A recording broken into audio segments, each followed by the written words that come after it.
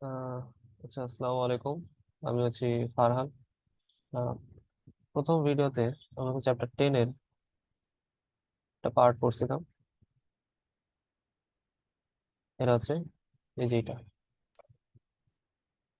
আসলে তোমরা স্ক্রিন দেখতে পাচ্ছ আমার।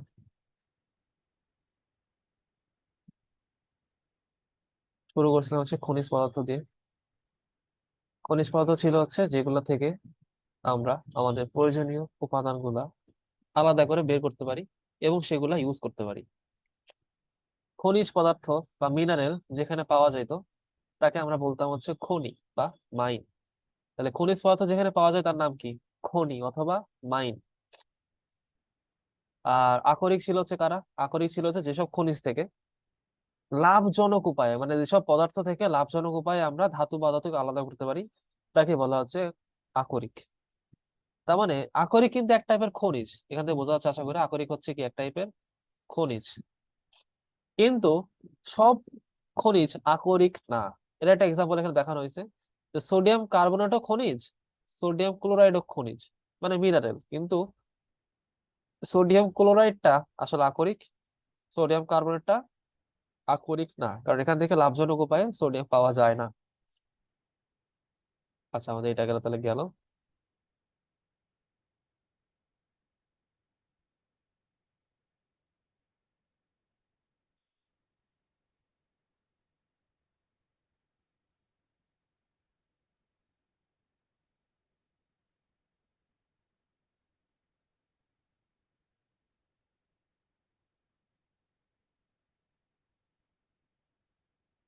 আচ্ছা, আশা করি স্ক্রিন আবার দেখা যাচ্ছে। আমরা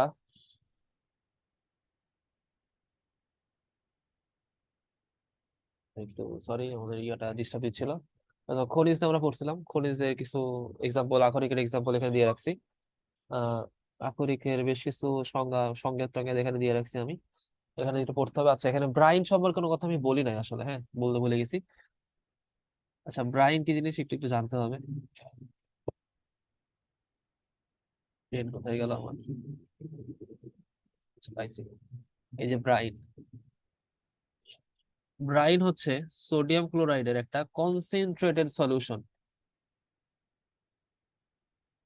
কনসেন্ট্রেটেড সলিউশন বা মিক্সচার অফ সোডিয়াম ক্লোরাইড, এটাকে বলে ব্রাইন।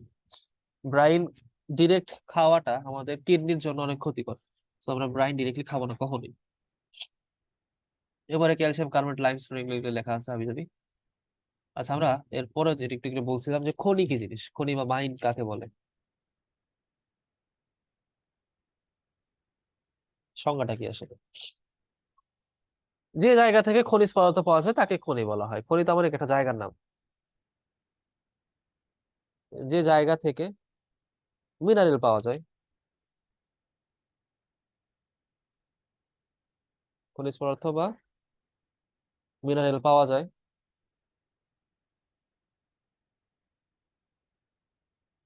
তাকে খনি বলে। The place where minerals are found are call mines. আচ্ছা, এটা গেল, ব্রাইন গেল। আমরা আজকে নতুন একটা পার্ট পড়বো, সেটা হচ্ছে রক বা শিলা বা মাটি। আসলে কি জিনিস, মাটি বলতে কি বোঝায়, রক, শিলা। আমি অনেকবার তোমাদেরকে রক সম্পর্কে বলছি।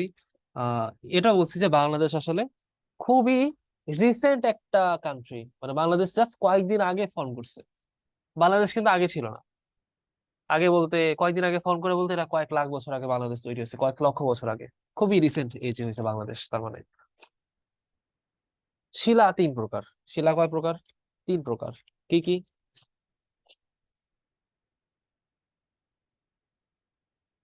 এটা পড়তে পড়তে আমি অনেক কিছু শিখে যাবো। একটা হচ্ছে আগ্নেয় শিলা। নাম থেকে বোঝা যাচ্ছে আগুন আগুন কিছু একটা ভাব আছে। ইংলিশে বলা আছে ইগনিয়াস রক। আগ্নেয় শিলা বা ইগনিয়াস রক। আচ্ছা, এটা কি জিনিস? আমরা যারা আগ্নেয়গিরি বা ভলক্যানো নিয়ে পড়াশোনা করি হয়তো দেখে থাকবা যে ভলক্যানো আসলে এরকম একটা পাহাড়ের উপর থাকে, এরকম সামথিং লাইক দিস। এরকম শেপের একটা ভলক্যানো থাকে। তুমি ভলক্যানো অনেক টাইপের আছে, আমি জাস্ট এরকম একটা শেপ দেখাচ্ছি ভলক্যানোর। এটা হচ্ছে আর্থের ক্রাস্ট, হ্যাঁ উপরে যে এটা হচ্ছে আর্থের ক্রাস্ট। এটা প্রায় কয়েক কিলোমিটার পর্যন্ত হয়, হ্যাঁ আমি জাস্ট ছোট করে দেখাচ্ছি, কয়েক কিলোমিটার পর্যন্ত হয় কিন্তু এটা। আর্থের ক্রাস্টের নিচে আছে রক, লিকুইড রক, এখানে মুভ করছে লিকুইড রক। এর নিচে আছে সলিড রক আছে বেশ কিছু। লিকুইড কেন? অতিরিক্ত প্রেসার এন্ড টেম্পারেচার কারণে লিকুইড হয়ে গেছে কিছু রক। আবার অতিরিক্ত প্রেসারের কারণে কিছু লিকুইড রক গুলো আবার সলিড হয়ে গেছে। এর নিচে আবার একটা লেয়ার আছে। তার একদমই নিচের দিকে আছে হচ্ছে পৃথিবীর কোর, আর্থের কোর আছে একদম নিচে। কোরের মধ্যে উত্তপ্ত কিছু পদার্থ আছে যাকে আমরা বলি হচ্ছে লাভা। কি বলা হয়? লাভা। লাভা মিনলি হট, হ্যাঁ উত্তপ্ত লাভা। মাটির নিচে গলন্ত অবস্থায় আছে, মানে এরকম লিকুইড অবস্থাতে আছে। আমরা জানি যখন পাতিলে আমরা পানি গরম করে থাকি তখন কি হয়, এদের একটা পানির লেয়ার মনে করো, নিচ থেকে তুমি হিট দিচ্ছ, তাহলে নিচের পানিটা কি হয়, অতিরিক্ত হিট পায় না, যার ফলে নিচের পানিটা আস্তে আস্তে কি বাবল হয়, বাবলে সেটা উপর দিকে ওঠে, গিয়ে ঠান্ডা হয়, আবার নিচের দিকে নামে, আবার গরম হয়, আবার উপরে ওঠে, আবার নামে, এভাবে আবার ওঠানামা করতে থাকে প্রতিনিয়ত। এই জন্য পানিতে দেখবো যখন পানি ফুটতে থাকে, মানে বয়লিং হইতে থাকে পানির, তাহলে কিছুক্ষণ পর পর আমরা কি পাই, বাবলিং পাই, পানির উপরে এরকম বুদবুদ দেখা যায়, যাকে আমরা আসলে ভ্যাপারাইজেশন বলি। এই ভ্যাপারাইজেশনটা হচ্ছে কেন? গরম জিনিস উপরে উঠে ঠান্ডা হচ্ছে, দেন আবার নামতেছে, আবার হিট পাচ্ছে, আবার উপরে উঠতেছে, আবার নামতেছে। এই যে উপরে ওঠা নামা ওঠা নামা, এই যে মুভমেন্টটা, এটাকে আমরা বাংলায় বলি পরিচলন। কি বলা হয় এটাকে? পরিচলন। ইংলিশে বলে কনভেকশন কারেন্ট বা কনভেকশন মুভমেন্ট বলা হয়। তাহলে ভলকানোর নিচে যে মাটির পৃথিবীর কোর আছে মাটির নিচে, এটা কি লাভা উত্তপ্ত অবস্থায় আছে, সো এটা যেহেতু গরম পাতিলের মতোই, সো এই লাভাটাও কি হবে, ওঠানামা করবে না প্রতিনিয়ত, নড়াচড়া করবে।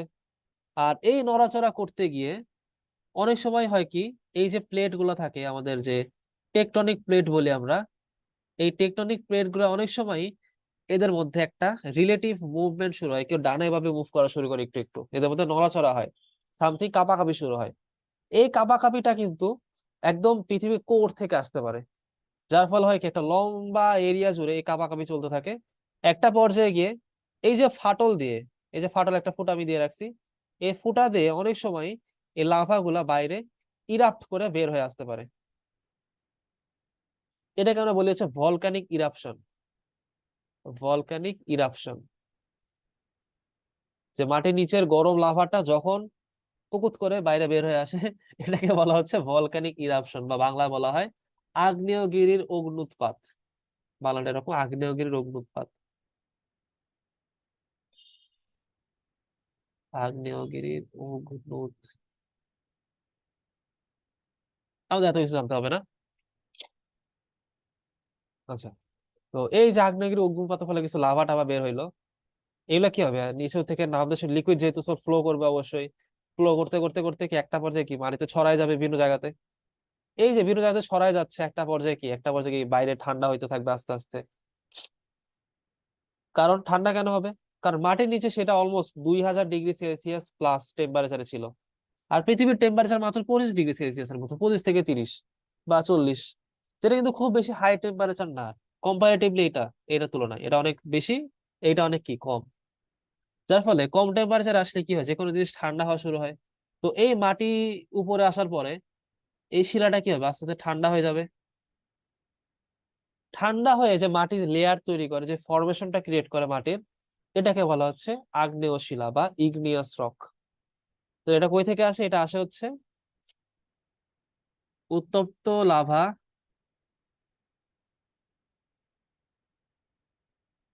বাহিরে ম্যাগমা হিসাবে ঠান্ডা হতে থাকে এবং নতুন ভূস্তর তৈরি করে, মানে নতুন মাটির স্তর তৈরি করে। এই শিলাকে বলা হয়, শিলা মানে আসলে মাটি, হ্যাঁ স্টোন বা রক, এটা হচ্ছে শিলা। আমাদের পৃথিবী আসলে শিলা দিয়ে তৈরি, এই শিলাগুলাই ভেঙে ভেঙে ভেঙে ভেঙে মাটি হইছে। এই শিলাকে আগ্নেয় শিলা বলে। আগ্নেয় শিলার এক্সাম্পল গুলো সাধারণত সমুদ্রের আশেপাশে এরিয়া গুলোতে পাওয়া যায়। যেরকম সমুদ্রের নিচের যে ফরমেশনটা, সমুদ্রের নিচে থাকে হচ্ছে বেজাল্ট। এটা পরবর্তী ক্লাসে আর বড় ক্লাসে গিয়ে শিখবো আসলে বেজাল্ট কি জিনিস। সমুদ্রের নিচে থাকে হচ্ছে বেজাল্ট, বেজাল্টিক রক বলা হয়। সমুদ্রের সার্ফেসটা আসলে বেজাল্ট দিয়ে তৈরি। আমি একটুবার গুগলে ছবি দেখাবো বেজাল্ট কি জিনিস। তাহলে সমুদ্রের উপরে লেয়ারটা কি দিয়ে তৈরি? বেজাল্ট দিয়ে তৈরি। বেজাল্টটা হচ্ছে এক টাইপের আগ্নেয় শিলা। আচ্ছা আচ্ছা, ম্যাগমার কথা হলো, ম্যাগমা কি জিনিস এটা একটু বলি না। ম্যাগমা হচ্ছে এই লাভাটাই যখন বাইরে বের হয়ে আসে এটার নামই ম্যাগমা হয়ে যায়। এর লাভা আর ম্যাগমা আসলে একই জিনিস।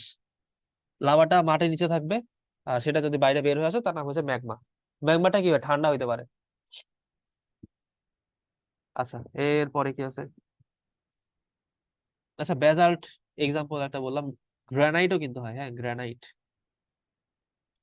গ্রানাইট পাথর যেটা আমরা ট্রেনের যে রেল লাইনে যে ইয়েটা আছে না, ওইখানে আমরা ইউজ করতে গ্রানাইট পাথর। এটাও কিন্তু একটা ইগনিয়াস রকের এক্সাম্পল। অনেক এক্সাম্পল আছে এরকম গ্রানাইট ফ্রানাইটে। এই আয়রন, তারপরে সালফার, সিলিকন, এদের অনেক যৌগগুলা ইগনিয়াস রক থেকে আসে। এই যে আকরিক গুলা বলছে না, এগুলা ইগনিয়াস রক থেকে আসে অনেক সময়। আচ্ছা, এরপরে আমরা পড়বো হচ্ছে আগ্নেয় শিলা। পরে সেকেন্ড শিলাটা হচ্ছে পাললিক শিলা। নাম থেকে বোঝা যাচ্ছে পলি টাইপের কিছু একটা হবে, তাই তো? পাললিক শিলা, ইংলিশটা হচ্ছে সেডিমেন্টারি রক।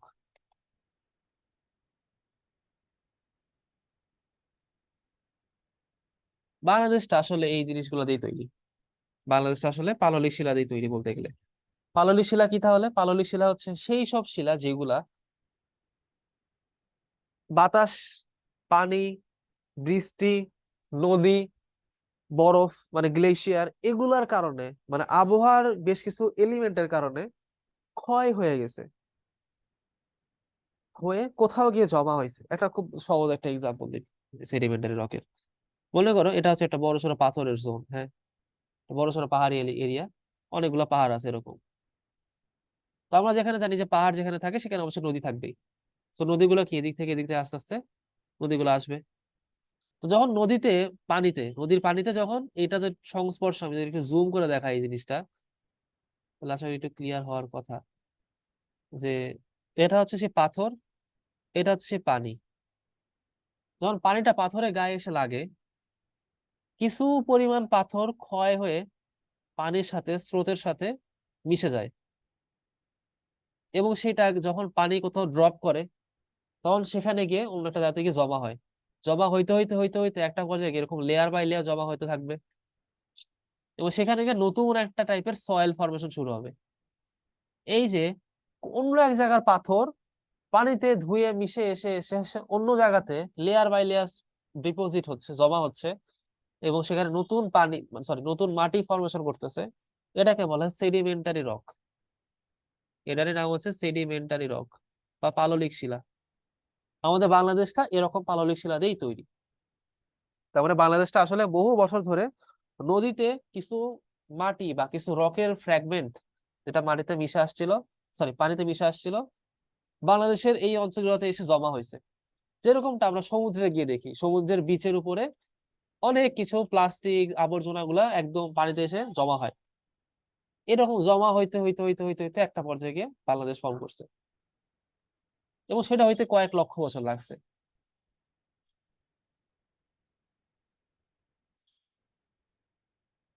আচ্ছা, এরপরে তাহলে পাললিক শিলা হচ্ছে কি কি কারণে হয়? পাললিক শিলা, আমি রিজনটা লিখে দিই। পেন গেল কোথায়? হ্যাঁ, তাহলে আবহাওয়া বা জলবায়ু জনিত কারণে, আবহাওয়া বা জলবায়ু জনিত কারণে আগ্নেয় শিলার ক্ষয়প্রাপ্ত অংশ, আগ্নেয় শিলার ক্ষয়প্রাপ্ত বা মানে যে অংশটা এই যে আলাদা হয়ে গেছে, যে এই অংশটুকু ক্ষয়প্রাপ্ত হওয়া অংশ, ক্ষয়প্রাপ্ত বা ফ্র্যাগমেন্ট বলতে পারো, ক্ষয়প্রাপ্ত হওয়া অংশ পানি বা বাতাস, বালি, বরফ, ঝড় ইত্যাদি কারণে অন্য কোথাও স্তরীভূত হয় মানে জমা হয়, স্টোর হয়, তাকে পাললিক শিলা বলে।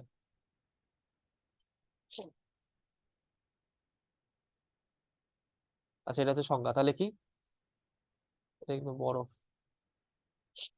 আবহাওয়া বা জলবায়ুজনিত কারণে আগ্নেয় শিলায় ক্ষয়প্রাপ্ত হওয়া অংশ পানি, বাতাস, বালি, বরফ বা ঝড় ইত্যাদি কারণে অন্য কোথাও গিয়ে স্তরীভূত হচ্ছে বা জমা হচ্ছে, তাকে বলা হচ্ছে পাললিক শিলা বা সেডিমেন্ট। এটা নিজের ভাষাতে ইংলিশে কনভার্ট করে নেবেন। আপনারা যারা ইংলিশ ভার্সন স্টুডেন্ট আছেন তাদেরকে দয়া করে বলা হচ্ছে আপনারা নিজের ভাষায় কনভার্ট করে নেবেন।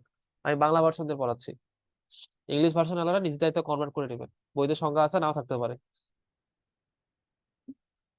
আচ্ছা, এক্সাম্পল কি এটার? বেলে পাথর বা স্যান্ডস্টোন। বালি অনেক সময় স্টোন তৈরি করতে পারে। স্যান্ডস্টোনটা খুব ভালো একটা এক্সাম্পল। বালি থেকে স্যান্ড পেপার বা শিরিষ কাগজ বানানো হয়েছে। এটা অনেক সময় হচ্ছে আহ কোনো কিছুর রং তুলতে আমরা ঘষা থেকে শিরিষ কাগজ, এটা ঘষতে পারি আমরা হাত দিয়ে, খুবই শক্ত হয়, স্যান্ড পেপার বলা হয় ওগুলোকে। তো বেলে পাথর হচ্ছে স্যান্ডস্টোন, যেটা সেডিমেন্টের রকের খুব ভালো একটা এক্সাম্পল। আচ্ছা, এই যে অনেকগুলা স্তর তৈরি হচ্ছে না, এই স্তরগুলো কেন বলে হচ্ছে স্ট্র্যাটা, স্ট্র্যাটা বা স্ট্র্যাটাম বলা হয়। আচ্ছা, এরপরে লাস্ট ওয়ান আমাদের, লাস্ট শিলা।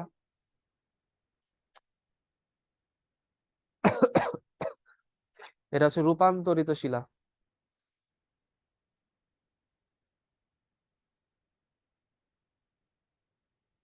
রূপান্তরিত শিলা বা আরেকটা মিনিং হচ্ছে মেটামরফিক রক।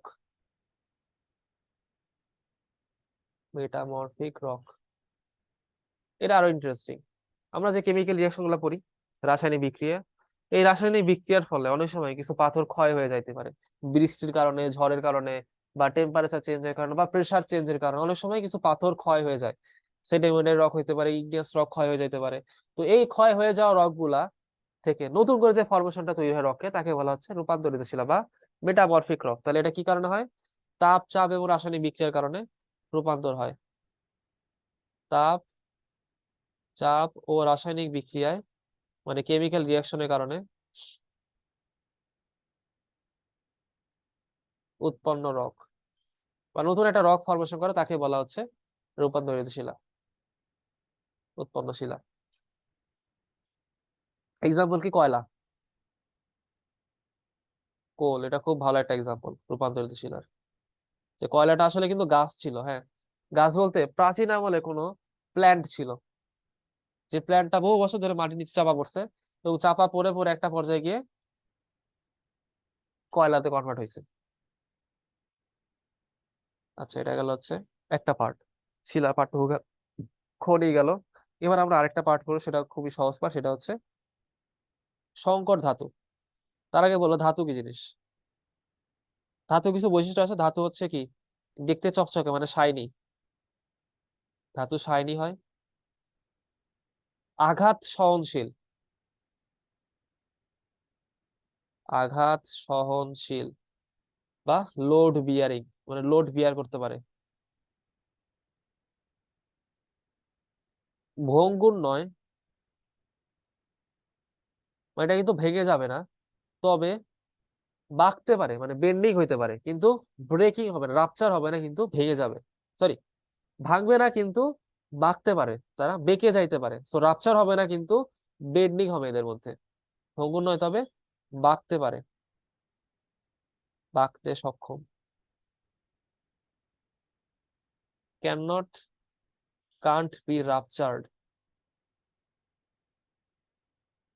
এটা কি হবে আসলে? ইট ক্যান বেন্ড, এটা বেঁকে যাইতে পারে, বেন্ডিং হইতে পারে, কিন্তু রাপচার্ড হবে না, ভেঙে যাবে না একদম। আর হচ্ছে কি, যে কোনো আকার দেওয়া যায়, আকার পরিবর্তনশীল। তুমি রডকে একদম সোজা খাড়া তুলতে পারো, রডকে বাঁকায় তোলা যায়, আবার সার্কুলার শেপে বানানো যায়। অ্যালুমিনিয়াম, কপার, এগুলোকে বিভিন্ন আকার টাকা দিয়ে আমরা অনেকগুলো পাত্র তৈরি করে থাকি, কন্টেনার তৈরি করে থাকি। সেগুলো আসলে আকার পরিবর্তনশীল, যে কোনো আকার দেওয়া যেতে পারে, যে কোনো শেপ বা যে কোনো আকারে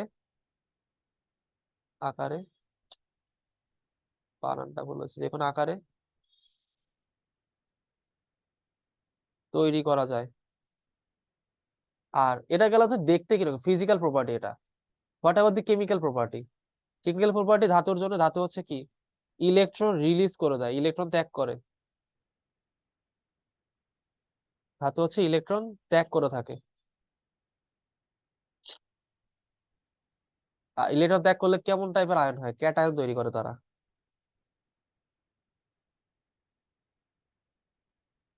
এক্সাম্পল কি?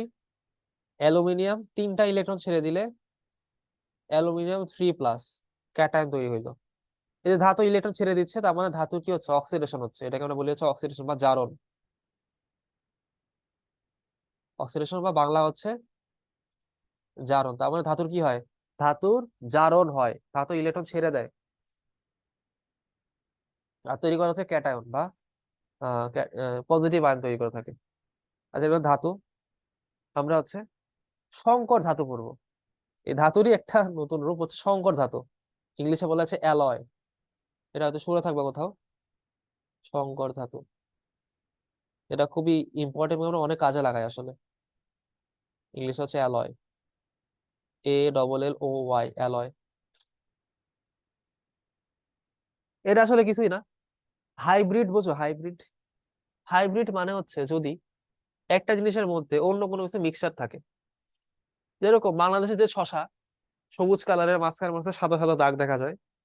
তো এই এই সেম শশায় যদি আমি ইন্ডিয়ান বা অন্য কোনো ভিয়েতনামিজ জাত ঢুকাই দিই শশার মধ্যে, দেখা যাচ্ছে যে চায়না বা ইন্ডিয়ান শশাগুলো অনেক লম্বা হয়, বাংলাদেশ শশা বা ক্ষীরাগুলো অনেক ছোট হয় এবং খাইতে একটু টেস্ট ডিফারেন্ট থাকে। তো আমি যদি একটা কাজ করতে পারি, লম্বা শশা বানাচ্ছি কিন্তু দেখতে বাংলাদেশের মতোই, তার মানে চেহারা বাংলাদেশের মতো কিন্তু খাইতে ইন্ডিয়ান মতো বা দেখতে ইন্ডিয়ানের মতো। এই যে একটা জিনিসের মধ্যে 2 বা 3 টাইপের কোয়ালিটি আমি ঢুকাইতে পারতেছি, এটাকে বলা হচ্ছে হাইব্রিডাইজেশন, মানে সংকরায়ন করা। একটা জিনিসের মধ্যে অনেকগুলা জাত ঢোকানো। এই ধাতুর মধ্যেও এই জিনিসটা করা যায়, যে একটা ধাতুর মিক্সচারের মধ্যে আমরা অনেকগুলা ধাতু অ্যাডিং করতে পারি, অ্যাডিশন করতে পারি ধাতুর মধ্যে। তবে অবশ্যই সলিড, মানে সলিড অবস্থায় করতে পারবা না। করতে হলে অবশ্যই লিকুইড বানায় তারপর করতে হবে। লিকুইড বানাবো কেমনে? ধাতুকে তাপ দিলে সেটা অবশ্যই গলে যেতে পারে। যেরকম লোহা একটা টেম্পারেচার গলে যাবে, সোডিয়াম একটা টেম্পারেচার গলে যাবে। তো ওই যে গলে যাওয়ার পরে আমরা একটা গলিত ধাতুর মধ্যে আরেকটা গলিত ধাতু ঢুকাই দিব। যেরকম আমি যদি এখানে যদি লোহা থাকে আমার কাছে, এটার আয়রনের রড, আমি এটাকে তাপ দিয়ে গলাইছি, গলায় এরকম করে রাখছি, এটা হচ্ছে আয়রন। এই পাটা মানে হচ্ছে আয়রন। দেন আমি যদি এখানে অন্য কিছু একটা মনে করো হচ্ছে কপার ঢুকাই দিছি, কপারকে গলাইছি, কপার একটা প্লেটকে আমি এরকম করে গলায় রাখছি।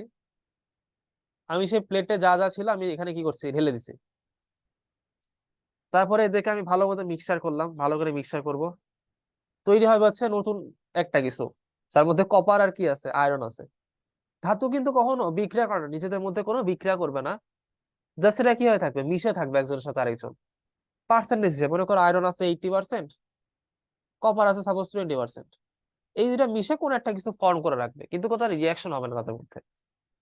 এটাকে যদি আমি কোন একটা শেপে ঠান্ডা করি, মনে করি এরকম একটা ট্রাপিজয়েড শেপে আমি ঠান্ডা করে রাখছি,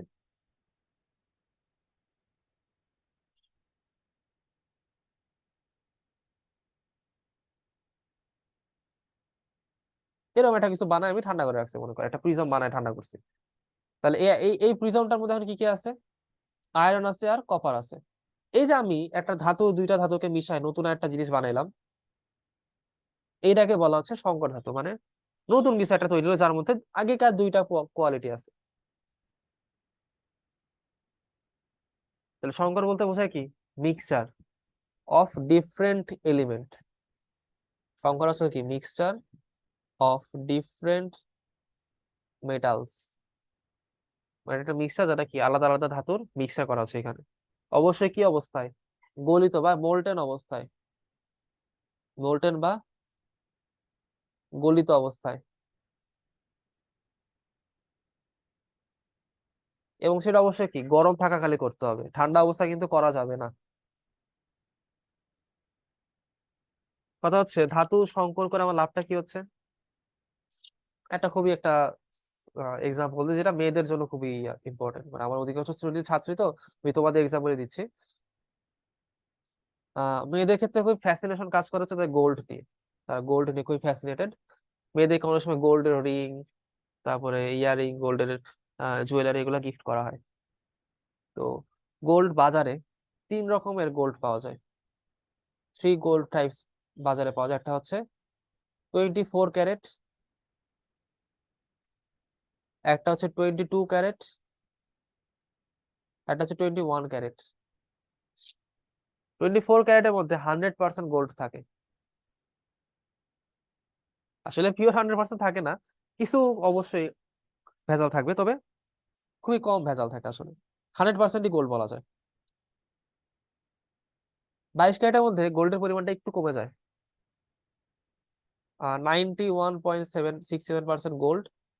বাকি থাকে কিছু এক্সট্রা এলিমেন্ট। কি কি থাকে এক্সট্রা? এর মধ্যে কপার থাকতে পারে এন্ড আদার্স। 21 ক্যারেটে গোল্ডের পরিমাণটা আরো কমে যাবে, 87.5%। এমসিকিউ তো আসে কিন্তু, হ্যাঁ। বাকিটুকু হচ্ছে অন্য অন্য কিছু দিয়ে তৈরি, 12.5% হচ্ছে আদার্স, এই যে কপার এন্ড আদার্স। কেন করা হচ্ছে এরকম? কেন 3 রকম গোল্ড হইলো? কেন আমি আমার বউকে একদম ডিরেক্ট 100% গোল্ড দিতে পারতেছি না? কারণটা হচ্ছে 100% গোল্ড যেটা হবে আর কি, সেটা অনেক নরম হয়, তুলতুলা হয়, এবং এটা অলমোস্ট সলিড স্টেটে খুবই কম থাকে, অনেকটা জেলির মতো দেখতে মনে হয়। যার ফলে এই গোলটাকে প্রপার শেপে রাখা যায় না। তুমি চুড়ি বানাবা, দেখলে কিছুক্ষণ পর চুড়ি গলে হাতের মধ্যে এরকম কেমন যেন এটা হয়ে আছে, চুড়ির মতো নাই আর। তো এটা কোনো মেয়ে আসলে পড়তে চাইবে না। তখন কি করা হলো, আমরা 24 ক্যারেট গোলটাকে বাতিল করে দিলাম। বাতিল করে দিয়ে আমরা নতুন কিছু তৈরি করা শুরু করলাম, যেটা হচ্ছে গোল্ডের পরিমাণটা একটু কমাই দিব। কিন্তু আমাদের স্টেবিলিটিতে সমস্যা ছিল একটু আগে, যে স্ট্রাকচার ঠিক থাকতো না, সেটা আমরা ঠিক করার ট্রাই করবো হচ্ছে কপার দিয়ে। কপারটা একটু মেটালিক ধাতু হয়, শক্ত হয়, তাহলে ওই যে নরম গোল্ডটা একটু শক্ত হওয়া শুরু হবে। এই বাংলাতে কপার অ্যাড করাকে আমরা বলি খাদ যুক্ত করা। এরা অনেক সময় শুনে থাকবা যে এত% খাদ আছে, খাদ যুক্ত করা হচ্ছে। খাদটা কি? Copper and others compound. 21 ক্যারেটে আরো বেশি খাদের পরিমাণটা বাড়ানো হয়েছে। এটার দামটা একটু কম থাকবে, কারণ অনেক সময় 22 ক্যারেটের গোল্ডের দাম এখন তো লাখের উপরে। তো এত লাখ টাকাতে গোল্ড কেনা তো আসলে পসিবল হয় না, তখন কি একটু কম দামে কেনা হয়, 80,000 70,000 টাকা, বা আরো কমেরও গোল্ড পাওয়া যায়। এখন তো অনেক আছে যারা আছে গোল্ড একদমই অ্যাভেলেবল করতে পারে না, বউকে দিতে পারে না, তাদের ক্ষেত্রে হয় কি, তারা গোল্ড প্লেটেড কিছু ইউজ করে, মানে গোল্ডের প্লেট দেওয়া হয়েছে সেটা ইউজ করতে পারে তারা। গোল্ডের লেমিনেটেড দেওয়া বা গোল্ডের কালার করে দেওয়া হচ্ছে, এটা ইউজ করা হচ্ছে এখন সিটি গোল্ডের যেগুলা জিনিসপাতি আর কি। আচ্ছা তাহলে এই যে খাদের একটা এক্সাম্পল দেখলাম আমরা, যে পিওর মেটাল ইউজ না করে আমরা সেই মেটালের মধ্যে কি কিছু না কিছু একটা মিশাচ্ছি, দেন আমরা সেটাকে ম্যানুফ্যাকচারিং করতেছি। করে লাভটা কি হচ্ছে, যাতে আমার মেটালের কোয়ালিটি ভালো থাকে, ইউজেবল করা যায়, ইউজ করা যায় যাতে। আচ্ছা, বহু বছর ধরে কিন্তু এটা চলতেছে, হ্যাঁ, অনেক বছর ধরে চলতেছে। তুমি যদি কখনো পুরাতন আমলে কোনো যুদ্ধ টুদ্ধ এইসব ছবি টবি দেখে থাকো, দেখবা যে তারা ঢাল তলোয়ার বা বর্ষা বা কুঠার এগুলো নিয়ে যুদ্ধ করে। এই ঢাল তলোয়ার গুলো তো শক্ত হইতে হবে। ডিরেক্ট কপার যদি ইউজ করে, কপার তো অনেক নরম, তুমি চাকু মারবা, চাকু ঢুকে গেছে একবার দেখবা ঢালের মধ্যে দিয়ে। তাহলে কি লাভ হলো ঢাল ইউজ করা আমার? তো এই যে শিল্ড বা ঢালগুলা শক্ত করতে হলে অবশ্যই কপারের শক্ত বানাইতে হবে কপারকে। আচ্ছা, কপার তাম্র যুগের নাম শুনছো কখনো? তাম্র যুগ বা কপার এজ। অনেক সময় যারা প্রাচীন সভ্যতা নিয়ে পড়াশোনা করে, তারা হিস্ট্রি যারা পড়ে, তারা হচ্ছে এই কপার এজ সম্পর্কে জানে। কপার এজ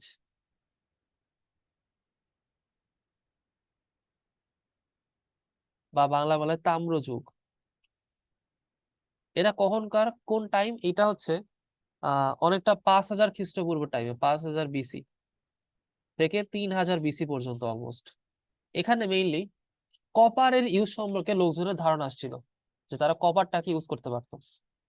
পরবর্তীতে দেখলো যে আসলে কপার দিয়ে তৈরি করা ঢাল তলোয়ার গুলো আসলে অতটা ইফেক্টিভ হয় না। দেন তারা সুইচ করলো, কপারের সাথে আমি কোনো কিছু মিশাই দিব। এই যে মাথার মধ্যে একটা বুদ্ধি আসলে আমি কোনো কিছু মিশাই দিব, দেন তারা কপারের মধ্যে টিন মিশানো শুরু করছে। তখনই শুরু হলো হচ্ছে ব্রোঞ্জ যুগ বা ব্রোঞ্জ এজ। বাংলায় ব্রোঞ্জের ইয়েটা হচ্ছে কাঁসা। তাহলে কাঁসাতে কি থাকে? কপার থাকে আর টিন থাকে। কপার থাকে হচ্ছে 90%-এর মতো, টিন থাকে এসএন স্ট্যানাম, এটা থাকে হচ্ছে 10%-এর মতো। তাহলে এই যে ব্রোঞ্জ যুগে কপারের সাথে টিনের মিক্সচার শুরু করলে হইলো, এটা 3000 বিসির পর থেকে, আফটার 3000 বিসি থেকে 1000 বিসি পর্যন্ত অলমোস্ট এই সময়টাতে মানুষজন কাঁসা ইউজ করা শুরু করছে। থালা বাসন তৈরি, যন্ত্রাংশ তৈরি, ইভেন যুদ্ধ করার বিভিন্ন অস্ত্র তৈরি করতে আমরা এই ব্রোঞ্জকে ইউজ করে থাকি। এর পরবর্তীতে কপারকে বাদ দিয়ে আরেকটু ডেভেলপড হওয়ার ট্রাই করা হইলো, আরেকটু উন্নত, স্টিল ইউজ করা শুরু হলো, স্টিল। এটা যদিও রিসেন্ট এই যে মানে বিসির পর থেকে আর কি, বিফোর মানে আফটার ক্রাইস্টের পরে আর কি। তো স্টিলের মধ্যে কি ছিল? মেইনলি স্টিলের মধ্যে আয়রন থাকতো। তাহলে কভার থেকে একটু শক্ত, আয়রন দিয়ে তৈরি করতো। অলমোস্ট 98 থেকে 99% আয়রন ইউজ করতো, আর কার্বন ইউজ করতে হচ্ছে 1%-এর মতো। বর্তমানে দেখা গেছে যে কার্বন যত বাড়াই দিবে তত স্ট্রেংথ বাড়বে, ব্রিটেল হবে তত কিছু। তবে বহু বছর আগে থেকে এই জিনিসটা চলতেছে যে স্টিল ইউজ করা হচ্ছে, আয়রনের মধ্যে কার্বন কি ইউজ করা হচ্ছে। কার্বন যত বাড়াই দিবা এটা তত কালো দেখতে হবে এবং তত ব্রিটেল হবে, শক্ত হবে তত বেশি। এটা আমরা রেল লাইনে ইউজ করে থাকতে পারতাম, ছুরি চাকু জাহাজের যন্ত্রাংশ এগুলোতে স্টিল ইউজ করা হইতো। আরো উন্নত হইলো রিসেন্ট এই যে আসে, আরো উন্নত হয়েছে। আমরা এখন ইউজ করেছি স্টেইনলেস স্টিল, এসএস স্টিল বলা হয়। স্টেইনলেস মানে কোনো মরিচা ধরবে না এরকম একটা স্টিল। আচ্ছা, স্টিলে কিন্তু মরিচা ধরে, হ্যাঁ, এই যে আয়রন কার্বন আছে, পানির সাথে মিশে বা বাতাসের সংস্পর্শে কিন্তু মরিচা ধরতে পারে। তো এই স্টেইন বা মরিচা যাতে না হয় এই জন্য স্টেইনলেস স্টিল বানানো হয়েছে, যেটা এখন সব থেকে বেশি ইউজ করা হচ্ছে চাকুতে, থালা বাসন প্লেটে বা বিভিন্ন স্ট্রাকচারে, যন্ত্রপাতিতে স্টেইনলেস স্টিল ইউজ করা হচ্ছে। এর মানে কম্পোজিশন যদি দেখো, এর মধ্যে কম্পোজিশনের মধ্যে আয়রন আছে 74%-এর মতো, ক্রোমিয়াম আছে 18%-এর মতো, নিকেল আছে 8%-এর মতো। এই হচ্ছে স্টেইনলেস স্টিলের কম্পোজিশন, যেখানে iron, chromium, nickel, carbon use করা হয়, কার্বনের পার্সেন্টেজ অল্প, যেটা দেখানো হচ্ছে না। এটা হচ্ছে কি মরিচাবিহীন ইস্পাত বা স্টেইনলেস স্টিল তৈরিতে আমরা এগুলাকে ইউজ করে থাকি। এর মানে রেগুলার লাইফ আর রিয়েল লাইফে এদের ইউজটা কোথায়? তুমি যখন ডাক্তারের কাছে যাও, ডাক্তারের যে যন্ত্রপাতি গুলো থাকে এগুলা কিন্তু আসলে স্টেইনলেস স্টিল দিয়ে তৈরি। প্লাস ফ্যাক্টরিতে অনেক সময় বেশ কিছু যন্ত্রপাতি দরকার হয় যেগুলো অনেক সময় হচ্ছে খুবই হিটের মধ্যে থাকে, বা অনেক হাই প্রেশার বা টেম্পারেচারে কাজ করে, অনেক হাই ফ্লো থাকে এদের মধ্যে। তো যদি মরিচা ধরে যায় তাহলে তো সমস্যা, নষ্ট হয়ে যাবে অনেক ভারী কিছু। তো আমরা সেখানে স্টেইনলেস স্টিলের যন্ত্রপাতি ইউজ করে থাকি। এছাড়া বিভিন্ন কন্টেইনারে আমরা ইউজ করে থাকতে পারি। ফাইনালি পিতল বা ব্রাশ, বা ব্রাশ, ব্রাশ না তো ব্রাশ বলা হয় আসলে, পিতল। এটা গ্রাম বাংলার একটা খুবই ঐতিহ্যবাহী জিনিস, ব্রাশ। এর মধ্যে কপার থাকে 65%, আর জিঙ্ক থাকে 35%। এটা হচ্ছে পিতলের কম্পোজিশন, খুবই ইম্পর্টেন্ট। পিতলকে আমরা জুয়েলারি, থালা বাসন প্লেট হিসেবে ইউজ করতাম, এখনো অনেক বাড়িতে পিতলের প্লেট বা কাঁসার প্লেট থাকে। আর ফাইনালি লাস্টেরটা ডুরালুমিন, এরোপ্লেনের যে পার্টস, এটা সাধারণত ডুরালুমিন দিয়ে বানানো হয়। কেন এটাতে বানানো হচ্ছে, কি উদ্দেশ্য এটার? একটা প্লেন বাতাসের মধ্যে ভেসে থাকবে, উড়বে, সে যদি অনেক ভারী হয়ে যায় তাহলে কি গ্র্যাভিটেশনাল ফোর্স অনেক বেশি থাকবে না, যার ফলে সে কি ধবাস করে পড়ে যাবে। তো আমার এমন পার্টস ইউজ করতে হবে যেটা আসলে হালকা কিন্তু শক্ত, স্টেবল স্টেবল কিন্তু আবার হালকা হইতে হবে। এরকম একটা পার্ট হচ্ছে ডুরালুমিন, অ্যালুমিনিয়াম দিয়ে তৈরি। এর মধ্যে অ্যালুমিনিয়াম থাকে, কপার থাকে, ম্যাঙ্গানিজ ট্যাঙ্গানিজ এগুলো থাকে, বাট অ্যালুমিনিয়ামটা বেশি, 95%। কপার থাকে অলমোস্ট 4%-এর মতো, 4% কপার, 95% অ্যালুমিনিয়াম। আরো ম্যাঙ্গানিজ, ম্যাগনেসিয়াম, আয়রন এগুলোতে তৈরি। এটা কিছু ইউজ করা হয় উড়োজাহাজের বডিতে। এছাড়া আমাদের সাইকেলের পার্টস ইউজ করা হয় ডুরালুমিন, যেগুলো দামি সাইকেল সেগুলোতে। কেন করা হচ্ছে এটা? এটাকে বলছে গ্র্যাভিটির কারণে। তুমি যদি পাখির মানে ওড়াটা খেয়াল করো, পাখি কিন্তু অনেক হালকা, মাত্র কয়েক কেজি ওজনের পাখি। তো যদি খুব ভারী কিছু হইতো, মনে করে 50 কেজির একটা পাখি, সে তো এমনিতে অনেক ভারী, তাকে উঠতে হলে অবশ্যই অনেক বেশি পরিমাণে ফোর্স ক্রিয়েট করতে হবে গ্র্যাভিটির উল্টা দিকে। এটা একটা পাখির পক্ষে সম্ভব ছিল না, এই জন্য আল্লাহ তাআলা পাখিকে অনেক হালকা করে তৈরি করছে। দেখতে যতই বড় সড়ো মনে হোক একটা মুরগিকে বা একটা পাখিকে, তাদের ওয়েট করলে দেখবা যে খুবই হালকা তারা, কারণ তাদের লোমটা অনেক বেশি ফোলা, তাদের হাড্ডির মধ্যে বাতাস আছে। এই যে হালকা বডিটা আসলে তাদের বাতাসে ভেসে থাকতে তাদেরকে হেল্প করে। ঠিক যেমনটা পানির মধ্যে, পানিতে আমরা যখন সাঁতার কাটি আমরা চেষ্টা করি হচ্ছে আমাদের বডিটাকে যতটা হালকা করা পসিবল হয়, পানিতে ফ্রিলি রাখার জন্য। এতে আমাদের ভেসে থাকাটা অনেক ইজি হয় ফ্লুইডের মধ্যে। এই কারণে আমরা মেইনলি হচ্ছে ডুরালোবিনের আবিষ্কারটা করছিলাম। আচ্ছা, এই যে আমরা সংকর গুলা দেখতেছি যে বিভিন্ন ধাতুর মধ্যে বিভিন্ন ধাতুকে ঢোকানো হচ্ছে, যেরকম হচ্ছে এখানে এই যে কপারাজ, টিন, তারপরে কপারাস আয়রনের সাথে carbon, chromium, nickel, copper, zinc, এই যেগুলো মিশানো হচ্ছে না, এগুলো আসলে কি ধাতু সংকর বলা হচ্ছে এগুলাকে। এটা আসলে আমাদের ধাতু সংকর। এর মধ্যে দেখো তো, যেমন তুমি যে ব্রোঞ্জের কথাই চিন্তা করো, ব্রোঞ্জের মধ্যে কপার কত পার্সেন্ট? 90%। টিন হচ্ছে মাত্র 10%। তার মানে এখানে মোস্ট অফ দ্য এলিমেন্টই আসলে কি কপার না, বেশিরভাগটা কপার। এটাকে বলা হয় হচ্ছে প্রধান ধাতু। সংকরের মধ্যে প্রধান ধাতু হচ্ছে কি এখানে কপার, আর এটা হচ্ছে অপ্রধান ধাতু বা সেকেন্ডারি মেটাল, আর এটা হচ্ছে প্রাইমারি মেটাল বা রিপ্রেজেন্টেটিভ মেটাল বলা হয়। Representative metal